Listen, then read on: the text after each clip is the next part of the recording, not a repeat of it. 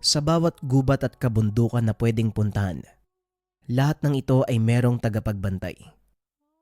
Yung iba ay delikado, yung iba ay kakampi ng tao kung sila ay mabuti. Ang kwentong ito ay hango sa totoong buhay. Mula ito sa isa nating kabayan na itago na lang natin sa pangalang Robert. Walang eksaktong taon. Quezon, Bukidnon. Magandang araw mga kabayan. Bago ko simulan ng kwento, nais kong magpakilala. Ako nga pala si Robert, isa sa mga masugid niyong tagapakinig. Mula sa katutubong pangkat na nakatira sa kabundukan ng Bukidnon. Hindi ko nababanggitin ang eksaktong lugar para na din mapangalagaan ang personal na pamumuhay ng mga taong nakatira dito. Bilang katutubo, marami kaming paniniwala, lalong-lalo na pagdating sa kagubatan at kalikasan. Para sa amin, sagrado ang lahat ng nasa gubat. Mapabato, naglalaki ang puno, gumagapang na damo, insekto at mga hayop. Mataas ang pagpapahalaga namin sa mga ito dahil naniniwala kaming naninirahan sa kanila ang espiritu ng aming mga ninuno. Ang aking ama, isa sa mga nakakatandang pinuno ng aming tribo. Sila yung namamahala sa pakikipag-usap sa pamahalaan tungkol sa mga reforma o mga pagbabagong gagawin sa kabundukan, partikular sa lupang nasasakupan ng aming tribo. Bilang katutubo, naniniwala kami sa mga nilalang na nangangalaga sa ating kapaligiran. Isa na dito ang maalamat na nilalang na kung tawagin ay ikugan.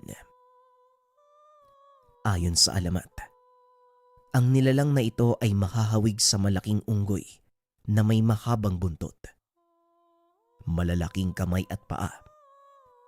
Kadalasang naninirahan sa malalaking puno sa gitna ng kagubatan. Sinasabi ding ang mga ikugan, kinakatakutan ng ilang mga aso sa lugar dahil nang bibiktima ito ng mga tao. Lalo na kapag walang kaukulang pahintulot ang pagpasok sa kanilang lugar. Ang mga katutubong mga ngaso sa tuwing papasok sa teritoryo ay madalas nag-iiwan ng buhay na manok o hindi kaya naman biik bilang alay o kabayaran sa anumang hayop na mauhuli nila. Dito nagmula ang aking karanasan sa nilalang. Kasama ko si tatay na itago na lang natin sa pangalang Bert. Taon-taon, nagsasagawa ang aking tribo ng ritual ng pangaso. Pumapasok kami sa kagubatan upang humuli ng kahit anong maaari naming pagsaluhan. Ito ay bilang pasasalamat sa mga espiritu sa isang buong taong kasaganahan. Hindi naman sa pagyayabang. Kahit nasa kabundukan ang aming pamayanan, ni minsan hindi kami nagkulang ng probisyon. Kagaya ng bigas at pangunahing pangangailangan. Ayon sa aming mga ninuno, ito ay biyaya mula sa mga espiritong nasa kalikasan. Balik tayo sa kasalukuyang tagpo. Bago kami tumuloy sa pangaso, dinaanan namin ang isa sa mga kasama. Nakatira ito sa paanan ng bundok kung saan kami mangangaso. Huminto kami sa harap ng isang maliit na kubo. Nagulat ako sa mga palamuting nakasabit dito dahil puro bungo ng iba't ibang hayop ang makikita sa paligid. Kung hindi nakatusok sa kawayan, nakasabit ito sa mismong pinto ng kubo. Ilang minuto pa ay lumabas ang isang lalaking may daladalang pana. Ayon kay tatay, siya ang pinakamagaling na mangaso ng tribo. Ito ang unang beses kong makakasama sa kanila Kaya ngayon lang din kami nagkaharap ng taong ito. O Arturo, mabuti naman at nakahanda ka na. O tara, kailangan na nating makarating sa unang kampo, lalong-lalo na bago magdilim. Wika ni tatay. Kaunting paliwanag sa lugar na aming pupuntahan. Hindi naman gaanong matarik ang lugar. Kaso nga lang napakasukal nito. Punong-puno ng matitinik na halaman ang daan. Kailangan pang tabasin ang mga damo dahil kung hindi, nag-iiwan ito ng mga buhok sa iyong balat na maaaring maging sanhi ng matinding pangangati. Bukod pa dito, halos hindi rin mapapasok ng liwanag ang kagubatan dahil sa kapal ng mga punong tumutubo sa lugar. Halos 5 kilometro ang aming nilakad bago marating ang sinasabing unang kampo. Isa itong malawak na kapatagan sa gitna ng gubat. Sa hindi malamang dahilan, walang tumutubong puno sa lugar kung hindi puro maliliit na damo. Dito tayo magpapalipas ng gabi bago tumuloy sa ating pupuntahan. Arturo, isama mo itong si Robert. Kayo ang magbigay ng alay sa mga ikugan. Wika ng aking ama. Naitago na lang natin sa pangalang Kaminggoy. Sandali lang. Bakit ako sasama, tay? Hindi ko alam ang gagawin. Mamaya magkamali pa ako eh. Magalit po yung mga yun. Tugon ni Robert. Wala kang dapat alalahanin dahil kasama mo naman si Arturo. Kung hindi mo na itatanong, may hawak na bertod ang isang yan. Kayang magpaamo ng mga ikugan. Muling wika ni tatay. Napakamot ako sa noo dahil hindi akalaing may ganun palang gamit ang aming lahi. O ano pang inaantay mo? Pasanin mo yung big para madala natin dun sa paghalayan. Wika ni Arturo. Dali-dali kong binuhat ang biik. Sumunod kay Manong Arturo. Nung marating namin ang sinasabing lugar. Manong, saan ko po lalagay itong biik? At saka paano po natin isasagawa ang alay? Tanong ko kay Arturo. Ilagay mo lang dyan sa tabi. Ako nang bahalang gumawa. Manood ka lang. Tugon ni Arturo. Kagad kinuha ang biik at tinalian ang isang paa. Itinali naman ang kabilang dulo ng lubid sa ugat ng puno upang hindi makalayo ang biik.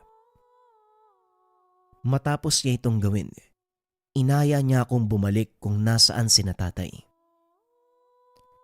Hindi na ako nagtanong pa tungkol sa mga susunod na mangyayari. Ngunit habang papalayo kami sa pinag-alayan, narinig ko ang atungal ng iniwang biik. Yun na ang hudyat. Malaya na tayo makakapasok sa lugar. Bukas bago sumikat ang araw, kailangan nakahanda na ang mga gamit natin. Wika ni Arturo.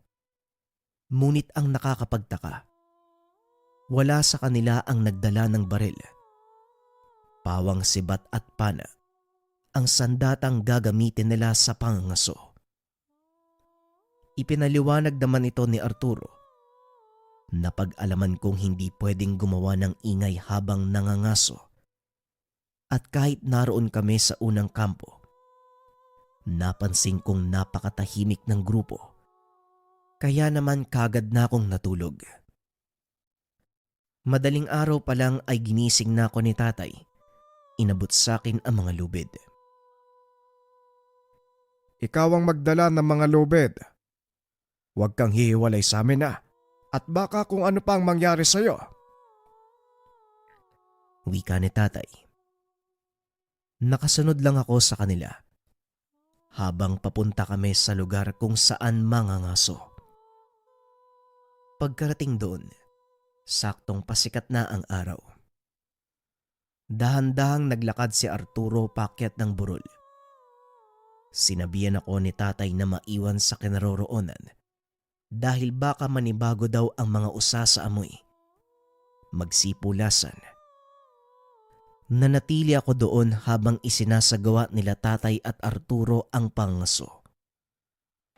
Ang ilan sa mga kasama namin ay naganap ng ibang hayop na mahuhuli. At dahil madaling araw pa lang ay nagising na ako, idagdag mo pa ang pagkabagot. Hindi ko naiwasang nakaidlip sa kinaupuan. Ilang sandali pa ang nakalipas. Naramdaman ko ang mainit na buga ng hangin sa aking muka. Kasunod nito, ang malamig na dampi ng kung anong bagay sa aking balat. Marahan kong idinilat ang mga mata. Halos sumiwalay ang kaluluwa nang makita ang malalaking itim na mata ng kung anong nilalang. Hindi ako makakilos sa takot na bigla akong sagpangin ito. Ngunit biglang nagtawanan sina Arturo at tatay. Kagad namang umalis ang nilalang.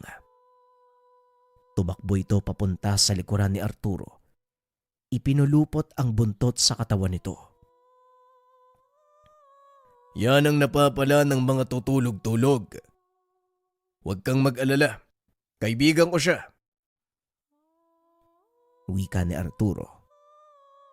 Nakatitig lang ako sa nilalang.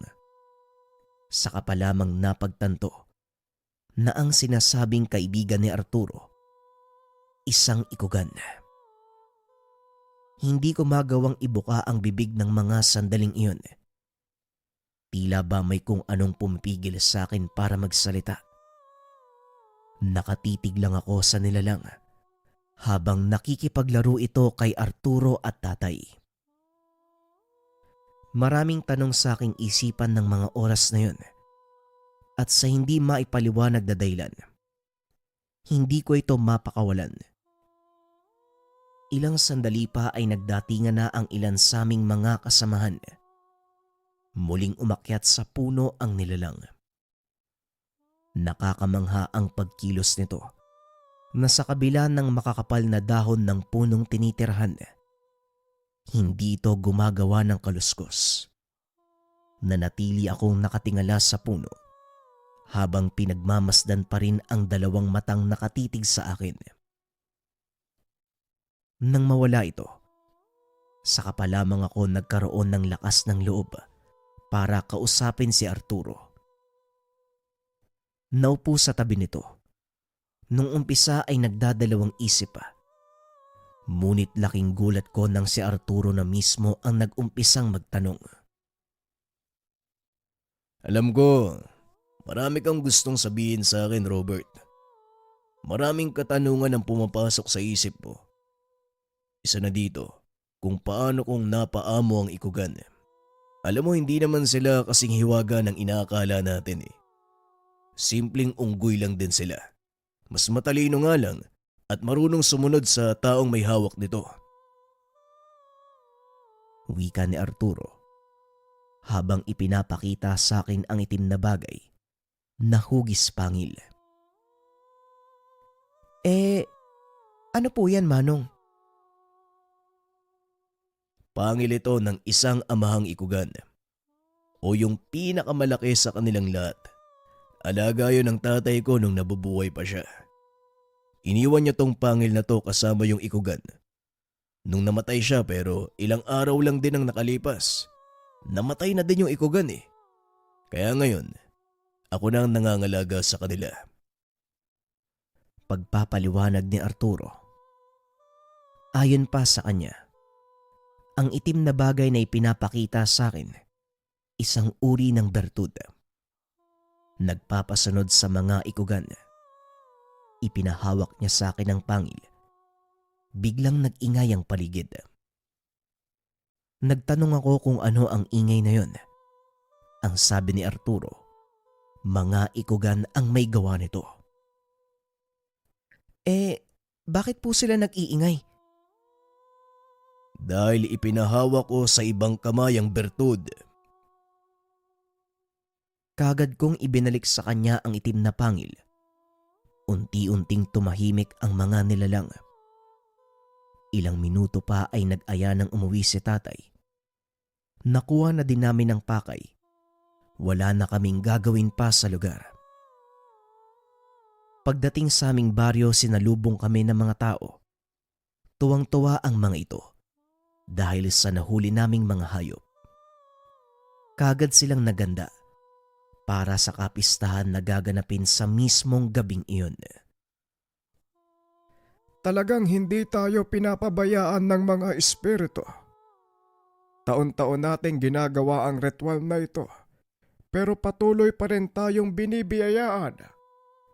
Ito ang legasiya ng ating mga ninuno na sana'y manahin nyo at ng susunod pang henerasyon.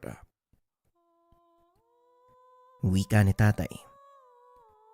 Habang nagkakasiyahan ang mga tao, napansin kong nakikiramdam lang si Arturo at ang iba pang mga ngaso. Dahil wala rin akong magawa, pinili kong lumapit sa mga ito at makipag-usap. Mang Arturo, sana po hindi ako nakakaabala sa inyo. May ilang tanong lang po ako. Walang problema. Nagbabantay lang naman kami. Ano ba yung itatanong mo? Teka po, nagbabantay? Bakit naman? Hindi may iwasang sumalisi ang mga taong labas sa ganitong mga okasyon. Madalas silang nanloloob ng mga imbakan ng bigas ng komunidad. At dahil abala sa pagsasaya ang mga tao, kadalasan hindi ito napapansin. At kung mapansin man, marami ang napapahamak. Hindi nakakalaban ang mga kasama natin dahil sa kakulangan ng mga sandata. Wika ni Arturo. Minsan ko na ding naranasan ang sinabi ni Arturo. Maraming taon na ang lumipas. Simula nung huli kaming salakay ng mga tagalabas. Simula nun, hindi na sila muling bumalik. Sa pagkakatanda ko, Manong, ilang taon na yung nakakalipas simula nung huli tayong pinasok ng mga tagalabas. Bakit hindi sila bumalik pagkatapos nun? Tanong ko kay Arturo. Dahil yon sa mga kaibigan kong ikugan. Silang nakatulong namin noon para pigilan ang mga tagalabas.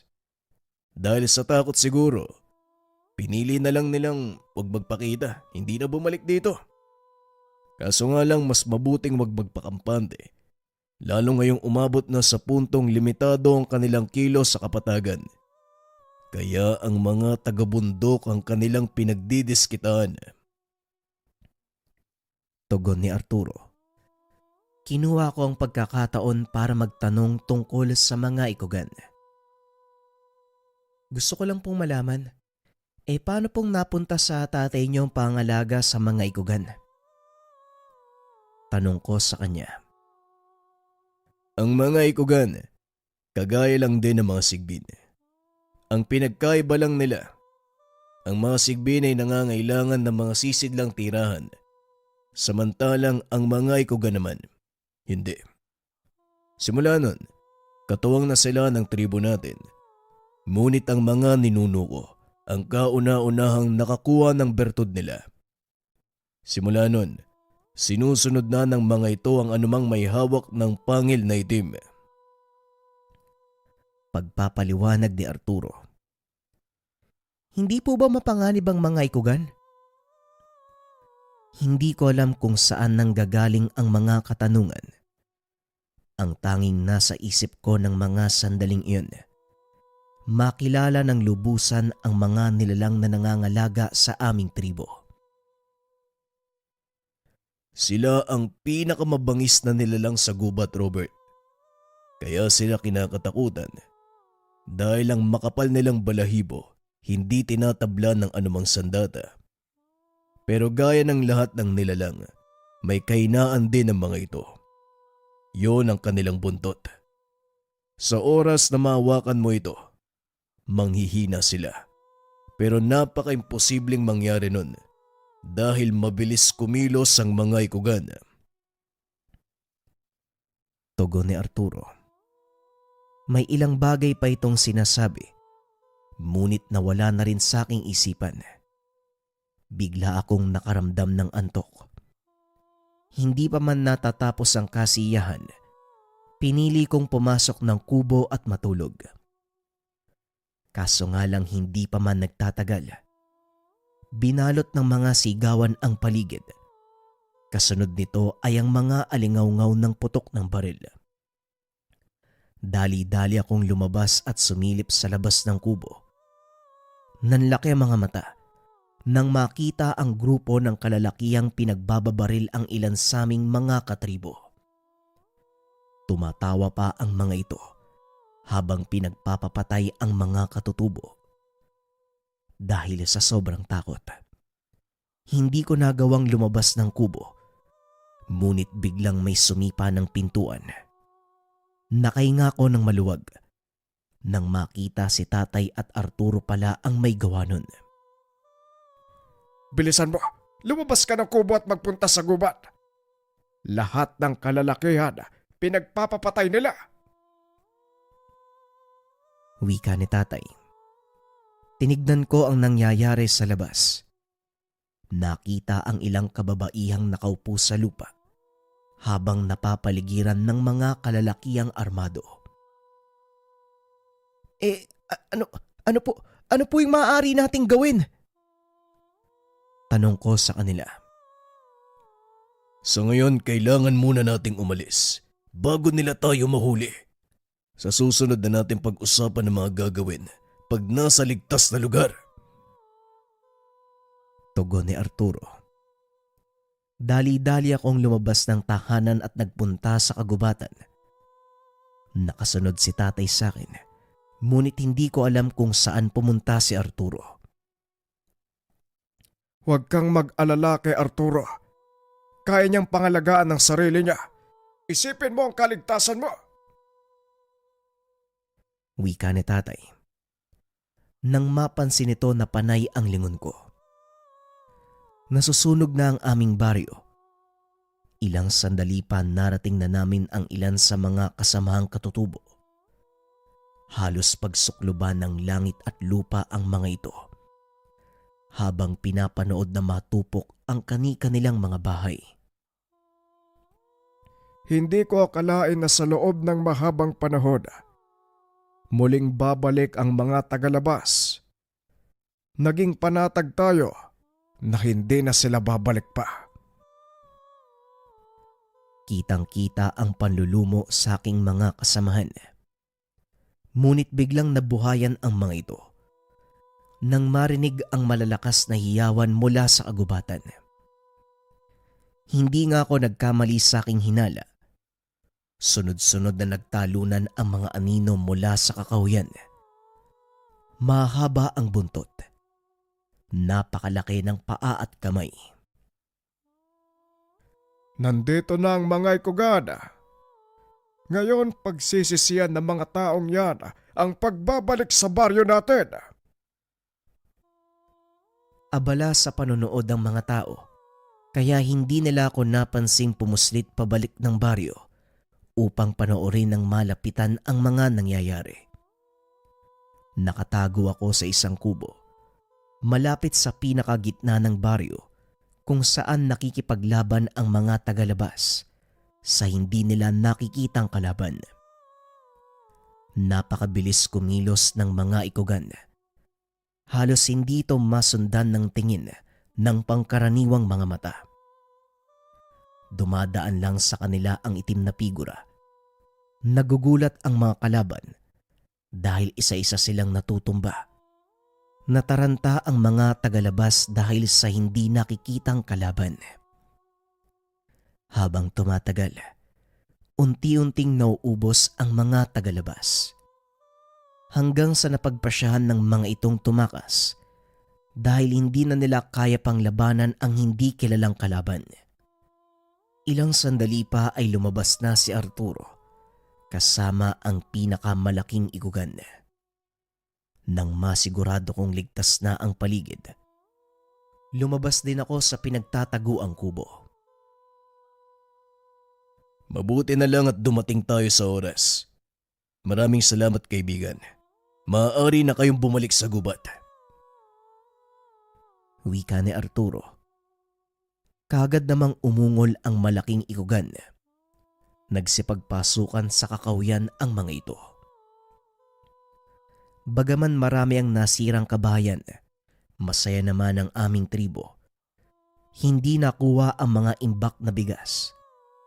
Laking pasasalamat ng mga nakakatanda kay Arturo.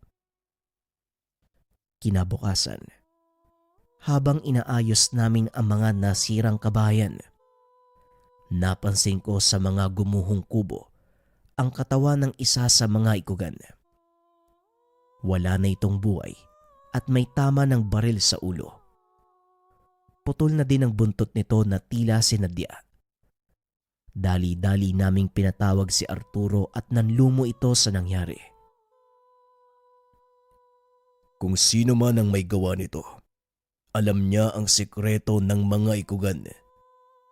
Kung nagawa niyang kunin ang buntot ng nilalang, maaari itong magamit laban sa mga ikugan. Wika ni Arturo.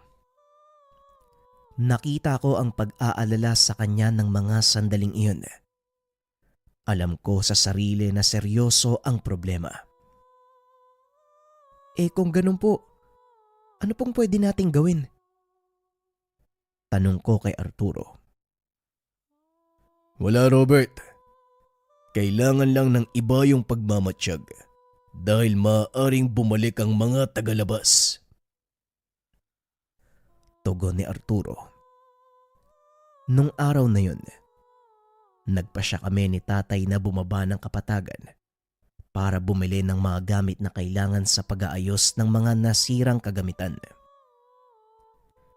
Kahit pa nasa paligid na namin ang lahat ng mga kailangang gamit, hindi pa rin maiiwasan na mangailangan ng mga modernong kagamitan. Kagaya ng martilyo, pako, alambre, lagare, at kung ano-ano pang gamit pang karpentero. Alam mo Robert, nababahala ako sa nangyayari. Hindi ko akalain na may isa sa mga tagalabas ang makakapatay sa ikugan. Totoo nga siguro ang sinabi ni Arturo. Hindi lang siya ang may kaalaman tungkol sa mga ikugan. Wika ni tatay. Bakit po tay? Ang alam ko, yung itim na pangi lang ang tanging bertud na nagpapasunod sa mga ikugan. Bakit naman natatakot si Arturo dun sa nakakuha ng buntot? Tanong ko sa kanya. Ang buntot ng mga ikugan may taglay na agimat, kagaya ng kanilang katangian. Sinasabing sa oras na magtangan ka nito, walang sandatang makakatalab sa katawan mo. Kapag nakuha mo ito, maaaring mapunta sa iyo ang kanilang katangian. Pagpapaliwanag ni tatay. Alam ko ang mga katangian ng ikugan. Ito ang bilis at talas ng paningin. Mukha nga pong nakakatakot yung tao na yun kung sakali Pero paano po natin siya mapipigilan, tay? Tanong ko sa kanya. Medyo nakulitan na sa akin si tatay, kaya hindi na ako nagtanong pa. Ilang sandali pa ay narating na namin ang bilihan ng mga gamit. Habang namimili, napansin ko ang dalawang kalalakihang nag-uusap. Medyo malapit ako sa mga ito, kaya dinig na dinig ang kanilang pinag-uusapan. Ang swerte talaga ni Dodong pagdating sa mga anting-anting. Ang kalain mo yun? Magagawa niyang mahuli ang isa sa mga mailap na ikugan? At hindi lang yun nagawa niya pang kunin yung buntot. Wika ng isa sa mga kalalakihan.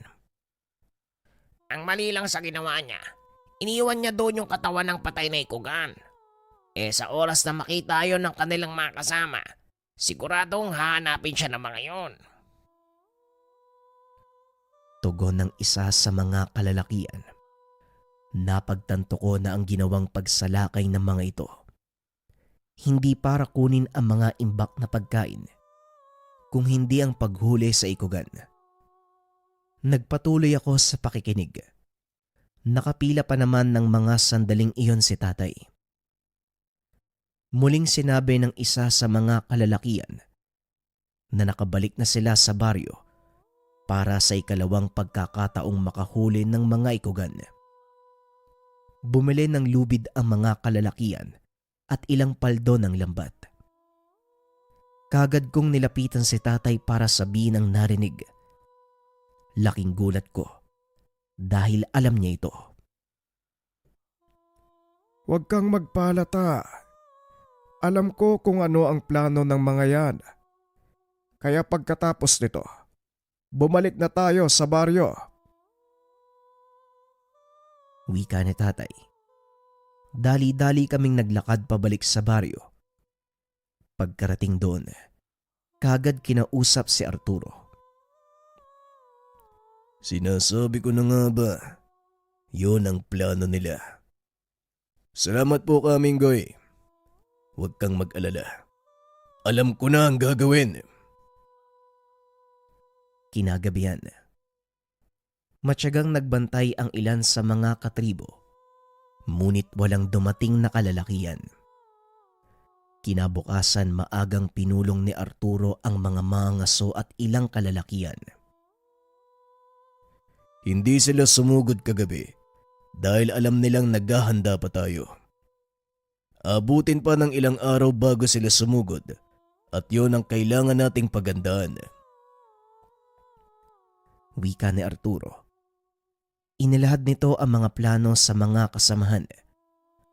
Nang matapos ang pagpupulong, kagad nag-alisan ang mga mangaso at bumalik sa kanya-kanyang mga gawain. Samantalang ako naman, kabado sa mga mangyayari, kaya pinili kong hanapin si Arturo at natagpuan ko ito sa gitna ng gubat. Akmang lalapit na sana, pero may ginagawa ito. Nanatili ako sa kinakatayuan habang nakatago sa isang puno. Nagtanggal ng damit si Arturo. Inilabas ang itim na pangil mula sa kanyang bulsa. Nanlaki ang mga mata ko nang makitang sinugatan niya ang dibdib. Ikinalat ang dugo sa buong katawan. Napangiwi ako dahil parang nararamdaman ko yung sakit ng sugat. Samantalang nanatiling nakadipa si Arturo habang may kung anong sinasambit. Bagyang humangin sa paligid at mula sa hindi kalayuan narinig ko ang alulong ng mga ikugan. Matapos ang ilang minuto ay tumayo ito, kaya dali-dali akong umikot papunta sa kabilang bahagi ng puno. Nakita kong dumaan si Arturo pabalik ng baryo. Nakahinga ako ng maluwag dahil hindi niya pansin ang presensya ko sa lugar. Yun ang aking akala. Dali-dali akong sumunod. Laking gulat nang may kung sinong humatak sa damit ko, papasok sa masukal na gilid na daan. Huwag kang maingay. Nandito na ang mga iniintay natin. Wika ni Arturo habang tinatakpa ng bibig ko. Itinuro nito ang kinaroroonan ng mga kalalakian na naglalakad papunta sa baryo. Medyo malayo pa ang mga ito. Ngunit kung tama ang hinala ni Arturo, maaaring maramdaman nila ang aming presensya. Huminto ang pangkat hindi kalayuan sa aming pinagtataguan at nakiramdam. Mabuti na lang may dumaang katutubo, kaya naman nawala ang atensyon. Nagtago ang mga kalalakian upang hindi sila makita ng mga katutubo. Kinuha naman namin ang pagkakataon para makaalis sa lugar. Nakihalo kami sa mga kasama na labis namang nagulat dahil sa itsura ni Arturo. Ang ilan ay nag-alala. Kumuha ng mga halamang gamot para mapangtapal sa sugat nito sa dibdib. Ngunit pinigilan ito ni Arturo. Ayon sa kanya may dahilan kung bakit patuloy na nagdudugo ang sugat. At kahit anong ilagay dito, hinding-hindi ito hihinto. Pagdating sa baryo, kaagad sinabi ni Arturo sa mga kasamahan ang natuklasan. Ngunit gaya ng dati, kailangang hindi malaman ng kalaban na alam naming paparating sila. Nagpatuloy kami sa mga gawain habang ang ilan sa mga kasamahan ay nakabantay sa paligid. Ilang minuto pa ang nakalipas, naglakad papasok ng baryo ang isa sa mga kalalakian. Ang ilan ay naupo sa mga atangan ng tahanan. Samantalang ang ilan naman ay nag-iikot sa baryo. Nilapitan ako ng isa sa kanila at nagtanong kung nasaan ang pinuno. Itinuro ko naman si tatay, sang-ayon sa aming plano. Mabuti na lang umaayon ng lahat. Hindi nahalata ng mga kalaban ang aming totoong balak. Narinig kong tinanong nila ang tungkol sa aming imbakan. Itinuro naman ito ng mga nakakatanda at gaya ng inaasahan. Ang mga bigas ang punteriya. Matapos silang hakutin palabas ng imbakan ng mga sako ng bigas, muling nagtanong ang mga ito tungkol sa mga ikugan. Ito na ang inaantay naming hudyat. Kagad lumapit ang isa sa aming mga katribo. Kinausap ang mga ito. Itinuro kung saan bahagi ng gubat naglulungga ang mga ikugan. Lingid sa kaalaman ng mga ito na isang patibong ang kanilang papasukin.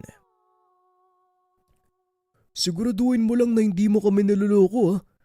Dahil sa oras na malaman ko, talagang sasamain ka sa akin. Wika ng lalaki na nakita namin sa bilihan ng gamit. Ay hindi po. Totoo po ang sinasabi ko. Hindi po ako nagsisinungaling sa inyo. Kasama ko sa tuwing mga ngaso kami sa lugar. Kaya alam ko ang lungga ng mga ikugan. Wika ng isa sa mga katribo. Isa ito sa mga ngasong kasama ni Arturo. Napag-usapan nilang dalin ang mga kalalakihan sa lugar kung saan kami nangangaso. Kaagad silang tumuloy at sumunod naman kami ni tatay, kasama ang ilan pa sa aming mga kalalakihan. Ang mga mangaso ng tribo naman, nakabantay sa lugar kasama si Arturo. Kaagad naglakad ang mga tagalabas papunta sa lugar. Walang kaalam-alam ang mga ito sa kanilang pinasok. Ilang sandali pa ay narating na nila ang lugar. Kami naman nila tatay ay umikot papunta sa kabilang bahagi ng gubat upang magsilbing bantay. Itinuro ni Loloy sa mga ito ang malaking puno kung saan naglulungga ang mga ikugan. Kaagad naman itong pinalibutan ng mga tagalabas. Inakyat ng isa sa mga ito ang malalaking sanga upang tignan kung naroon ba ang mga nilalang. Ngunit bigla itong napasigaw dahil hindi ikugan ang naroon kung hindi isang malaking sawa. Binalingan ng isa sa mga lalaki si Loloy. Walang iya ka? Talagang niloko mo kami, ha? Wika ng lalaki. Ay hindi po ako nakikipaglokohan sa inyo. Ito mismo yung lungga ng mga ikugan. Hindi nyo ba napapansin ang mga marka ng paa sa paligid? Tugon ni Loloy. Inikot naman ng lalaki ang tingin. Nakita ang mga bakas ng paa sa lupa at mga katabing puno. Muling naganap ang mga kalalakihan. Ngunit inabot na sila ng dilim. Wala ni isa sa mga ikugan ang nagpakita. Muli na namang kinompronta ng mga tagalabas si Loloy. Sa pagkakataong iyon, inambahan siyang papatayin. Ito na ang pinaka-inaantay na pagkakataon. Naglabasan sina Arturo at ang iba pang mga ngaso na siyang nakakuha ng atensyon ng mga tagalabas. Kung ang mga ikugan ang hanap nyo, hindi kayo nagkamali ng lugar na pinuntahan. Pero hindi nyo sila basta-bastang mapapalabas. Kung talagang gusto nyo, eto, saluhin nyo! Inihagis ni Arturo ang kanyang itim na pangil sa lalaki. Walang kamuwang-muwang niya itong sinalo. Pagkahawak nito sa pangil, biglang napuno ng alulong ang kapaligiran. Kasunod nito, mabibigat na hakbang ng mga paa sa lupa. Mula sa mga puno, naglabasan ang mga ikugan. Ramdam ang galit sa mga ito. Nakatuon ang atensyon sa lalaki. Nagsipagbabaan ng mga ikugan sa puno. Sinugod ang mga kalalakian. Walang awang pinagpapapatay. Ngunit sa kasamaang palad may isang nakatakbo. Akmang hahabulin pa sana ng mga mangangaso. Ngunit pinigilan na ito ni Arturo. Hayaan mo siyang makabalik sa kapatagan nang sa ganon makarating sa kanyang pinuno ang nangyari dito. Yan ang napapala ng mga taong gahaman sa kapangyarihan. Pilit niyong inaangkin ang hindi dapat para sa inyo. Hindi niyo naman alam kung saan gagamitin.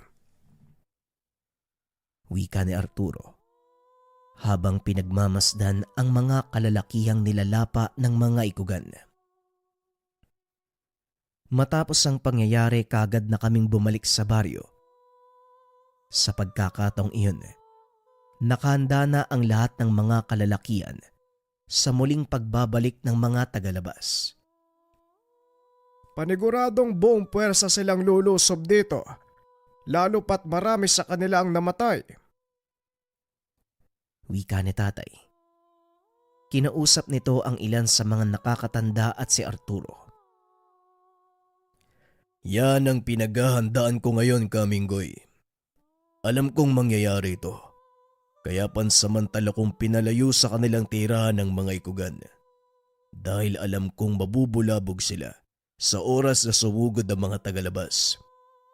Napagtanto kong dapat ng tuldukan ang ginagawa nila sa kabundukan. Tugon ni Arturo. Nagtaka ako kung bakit niya pinaalis ang mga ikugan. Gayong malaki ang maitutulong ng mga ito sa laban. Ngunit sa kalagitnaan ng pag-uusap, pinaliwanag ito ni Arturo. Ayon sa kanya, mas makakabuting hindi mahanap ng mga tagalabas ang mga nilalang para na din sa kanilang kaligtasan. Lalo pat may alam ang mga tagalabas tungkol sa totoong kakayahan. Ilang araw pa ang nakalipas na natiling tahimik ang baryo. Ipinagpatuloy namin ang pag-aayos ng mga nasirang bahay. Nagbalik sa normal naming mga gawain. Sa isip ko, natakot ang mga tagalabas na sumalakay dahil sa kamuntikan ng pagkaubos ng ilan sa kanilang mga kasamahan.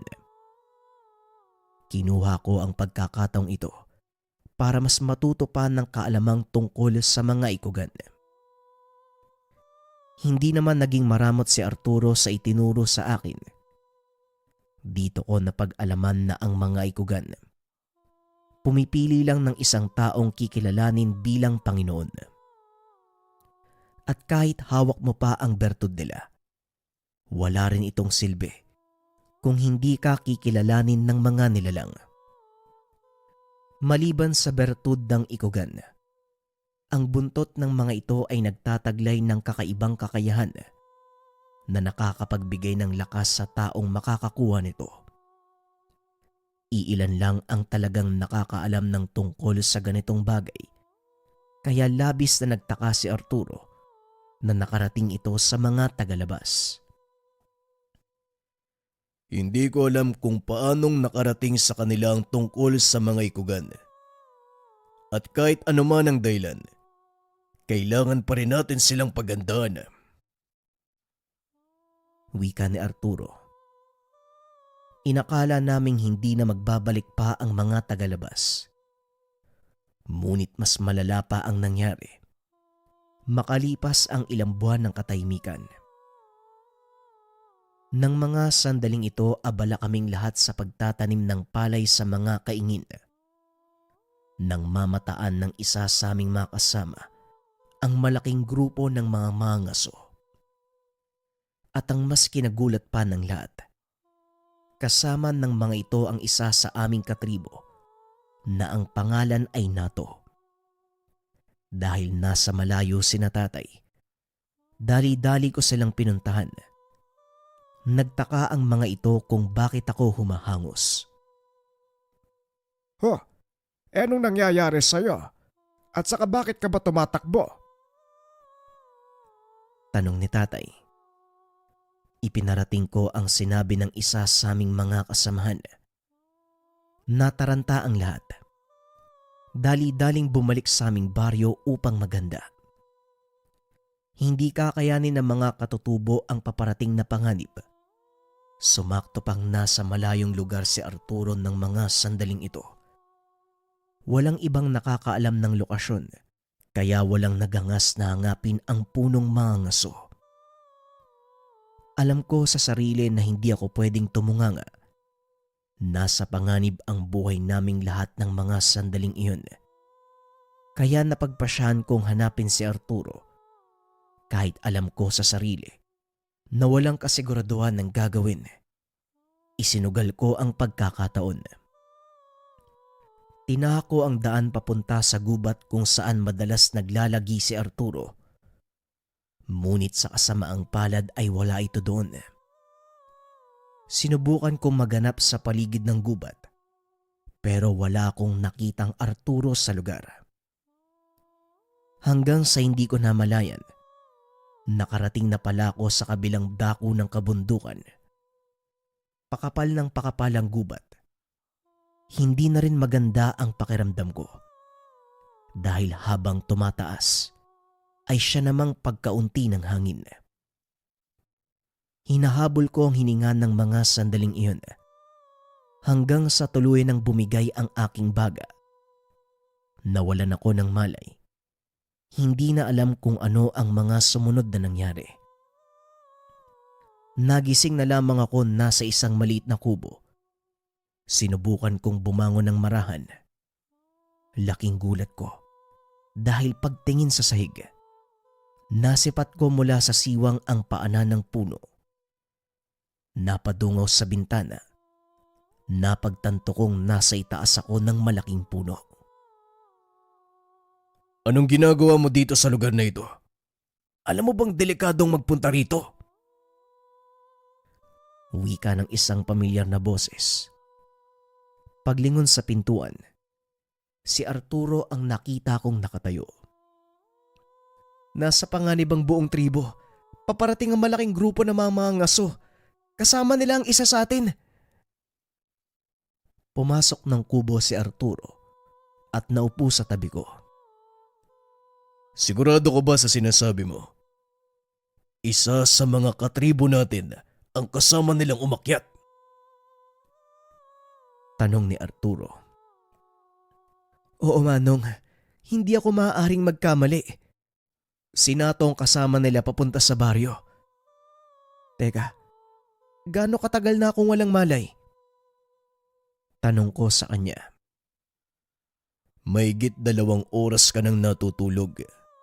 At huwag ka masyadong kumilos dahil hindi pa nakakaangkop ang baga mo sa taas ng lugar na ito. Masyadong manipis ang hangin dito. Alam ko pero nasa panganib ang ating tribo. Malamang sa oras na to, nagkakagulo na sa lugar. Kung ganon, manatili ka dito. Ako mag-isa ang bababa sa baryo. Hindi pwede Manong. Kailangan ako ng mga kasama natin. Ay nako, kung yan ang pasya mo, bilisan mo. Huwag ka lang magiging pabigat sa akin. Kunin mo ang panang yan at sundan mo ko. Matapos ang pag-uusap na yun, dali-dali kaming bumaba sa puno. Nagpakawala ng malakas na sipol si Arturo. Ilang sandali lang, nagpakita ang malaking ikugan. Namangha ako sa ginawa ng dalawa dahil napakabilis naming nakarating sa baryo. Ibang daan ang tinahak namin. Tinandaan ko kasi ang bawat punong nadadaanan. Ni isa sa mga tandang ito, wala akong nakita. Pagkarating sa bukana ng baryo, sinabihan akong wag magpapakita sa mga kalaban. Manood sa mga gagawin niya at hanggat maaari, manatili lang sa lugar. Pero bakit naman, Manong? Tanong ko sa kanya. Hindi mo na kailangan pang itanong ang bagay na yan. Ikaw lang ang tinuruan ko tungkol sa mga ikugan. Kaya kailangan mong manatiling buhay para kung sakaling may mangyari sa akin, may isang taong magpapatuloy ng aking sinimulan. Nagulat ako sa mga sinabi ni Arturo. Hindi na nanlaban pa. Kagaya ng sinabi nito, nanatili ako sa pinagtataguan, nanood sa mga mangyayari. Walang kaalam-alam ang mga tagalabas sa kanilang kakarapin. Nakita ko si Arturo, dahan-dahang naglakad papasok. Hindi siya napansin ng mga tagalabas dahil abala ang mga ito sa pagtitipon ng iba naming kababaryo. Laking gulat ng mga ito nang magsimula magsipagbagsakan ang ilan sa mga kasama. Nanlaki ang mga mata ng pinuno nilang si Dudong dahil mga palaso ang pumapatay sa kanyang mga tauhan. Nandito na ang punong mangaso nila. Humanda kayo dahil paniguradong kasama niya ang pinakamalaking igugada. Yun lang ang pinunta natin dito. Wala na akong pakialam sa iba. Wika ng kanilang pinuno. Sa oras na mahuli mong ikugan, huwag mong kakalimutan yung pangako mo sa akin. Wika ni Nato. Kitang-kita ang galit ng mga kasamahan kay Nato dahil sa ginawang pagtatraidor. Narinig ko rin magsalita ang aking ama. Kitang-kita ko kung paano siyang hinampas ng isa sa mga tagalabas dahilan para mawalan ito ng malay. Pilit kong nilalabanan ng galit dahil sa sinabi sa akin ni Arturo. Ngunit ng mga oras na yun, wala na akong pakialam. Sumugod ako papasok ng baryo. Pinagpapana ang lahat ng madaan ng kalaban. Kagad naman akong hinarang ni Arturo. Kasama nito ang kanyang alaga. Talagang napakatigas ng ulo mo. Pwes kung yan ang gusto mong gawin, bahala ka. Huwag ka lang haharang sa dadaanan ko. Wika ni Arturo. Huwag kang mag-alala, Manong. Hindi ako magiging sagabal sa'yo. Matapos ng usapan, sabay kaming sumugod. Dahil may baril ang mga tagalabas, naging maingat ako sa pag-atake. Pinili kong magtago sa isang makapal na puno ng saging habang pinapana ang mga kalaban. Swerte lang din sa likuran ko. Ito ang kubong imbaka namin ng mga palaso. Dali-dali akong pumasok para makakuha ng bala. Nang muli akong lumabas, nakita kong kinukuyog na ng mga tao si Arturo. Akmang lalapitan pa sana ako nang bigla namang magtalsikan ang mga ito. Nanlaki ang aking mga mata sa ginawa ng punong mangangaso. Hindi ko akalaing may tinataglay na kakaibang lakas itong si Arturo. Ngunit ang mas kinagulat ko, ang buntot na tumubo sa kanyang likuran. Noon ko lang napansin, maging ang braso niya ay tinubuan ng makapal na balahibo. Doon ko palang napagtanto na hindi basta bertud ang hawak ni Arturo, kung hindi ang mismong kaputol ng kanyang pangil. Tama ang inyong narinig. Ang punong mangaso ng aming tribo, isang ikugan. Nagulat si Dudong sa nakita. Lalong nagkaroon ng interes na mahuli si Arturo. Sinugod niya ito gamit ang itak. sa pag-aakalang magagawa niyang patayin ang nilalang. Ngunit sa kasamaang palad, hindi tumatalab sa katawan ni Arturo ang mga atake. Nanatili ako sa kinaroroonan. Pinanood ang napakagandang laban ng isang ikugan at isang taong may hawak ng bertuda. Malinaw ang tagumpay ni Arturo ng mga sandaling iyon. Walang kabog-abog. Biglang hinawakan ni Nato ang kanyang buntot. Napalood si Arturo at tuluyang nanghina. Kinuha naman ni Dudong ang pagkakataong iyon para putulin ang buntot ng aming punong mangaso. Dali-dali kong binalahan ng aking pana. Inumang ito kay Dudong.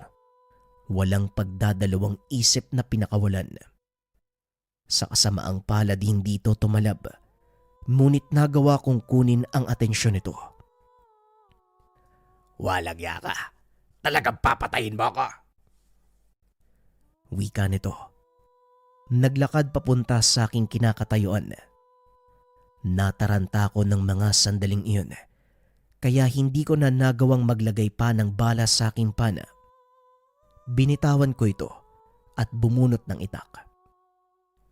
Walang kasiguraduhan ang aking gagawing pakikipaglaban, ngunit wala na akong pagpipilian. Habang papalapit sa akin ang kalaban, unti-unti naman akong umaatras. Hanggang sa nabaling ang tingin ko sa kinaroroonan ni Arturo. Napangiti ako nang makitang sakal-sakal na nito si Nato. Napansin ni Dodong. Nakangiti ako habang nakatingin sa likuran, kaya dali-dali itong lumingon. Nanlaki ang mga mata nang makitang papasugod si Arturo. Isang malakas na suntok ang pinakawalan nito. Dahilan para tumilapon si Dudong. Kagad itong dinampot ni Arturo. Napatingin sa akin habang pinipiga ang leeg ng kalaban. Ang pakiramdam ko ng mga sandaling iyon, hindi si Arturo ang aking karap, kung hindi isang halimaw. Ilang sandali pa, binitawan na nito ang kalaban. Huminga ng malalim. Laking gulat ko nang biglang nagbalik sa dati nitong anyo si Arturo. Ayos ka lang ba? Ngayon alam mo na ang dahilan kung bakit napapasunod ko ang mga ikugan. Wika ni Arturo. Naging malinaw sa akin ang lahat ng mga sandaling iyon. Hindi na ako nagtanong pa kung papaanong nangyari. Ngunit alam ko sa sarili na ang taong nasa harapan ko ay isang kaibigan. Mabuti na lang, walang ibang nakakita sa nangyari. Kaya naman pinili kong itago ang lahat. Ito din ang kahilingan ni Arturo, kaya iginalang ko ang kanyang gusto. Matapos ang pangyayaring iyon, muling bumalik sa kagubatan si Arturo. Ako naman ang tumulong sa pag-aayos ng aming baryo. Ilang ulit na itong sinira ng mga tagalabas, ngunit nagagawa pa ring bumangon. Makalipas ang ilang taon, hindi na muli pang nakita si Arturo sa lugar. Ngunit alam ko kung saan siya matatagpuan sa oras ng pangangailangan. Iniwan din ito sa akin ng pangalaga ng kanyang itim na pangil. Paminsan-minsan dumadalaw ako sa kanyang teritoryo para magdala ng mga pagkain, makipag-usap, nagpapaturo sa mga epektibong paraan ng pangangaso. Kalaunan, itinalaga ko bilang kapalit ni Arturo dahil mabilis kong nakabisado ang kabundukan at ang malaking ikugan na laging kasama ni Arturo palagi ring nakabuntot sa akin. Marahil inuutusan nito ni Arturo na bantayan ako. Sa paglipas ng mga taon, tuluyang naging tahimik ang paligid dahil na din sa presensya ng militar. Kalaunan, nagkaroon ng kaugnayan sa kapatagan. Nagtayo ng paaralan ang pamahalaan upang makapag-aral ang mga batang katutubo. Binigyan din ako ng titulo bilang local forester ng lugar. Nanatiling lihim ng aming tribo ang tungkol sa mga ikugan. Sa paglipas ng panahon, malungkot mang sabihin, unti-unting nawala ang kwento tungkol dito. Naging isang alamat. Ganun pa man, patuloy na nabubuhay sa alaala ng mga nakakatanda ang totoong pangyayari. Dahil na din sa pagbabago ng mundo, pinili na lang naming itago ang sekreto. Ito din ang dahilan kung bakit hindi na nabanggit ang pangalan ng aming tribo. Sa kasalukuyan, namumuhay pa din ako sa aming baryo.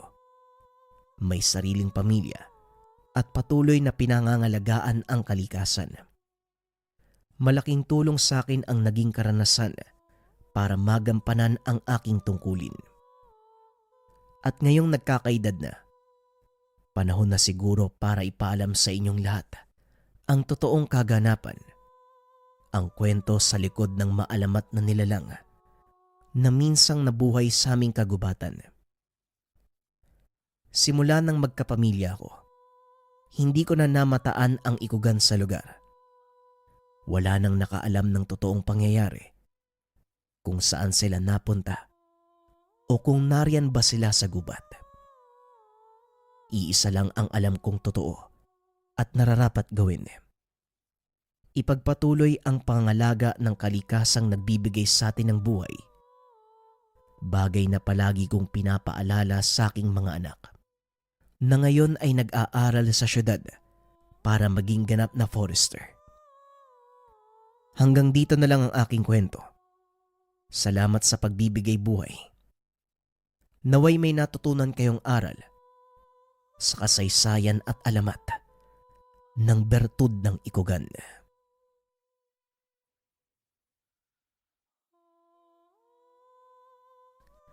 Opinyon para sa kwento. Ngayon bigla akong naging interesado sa mga taong grabe yung pagmamahal sa kalikasan.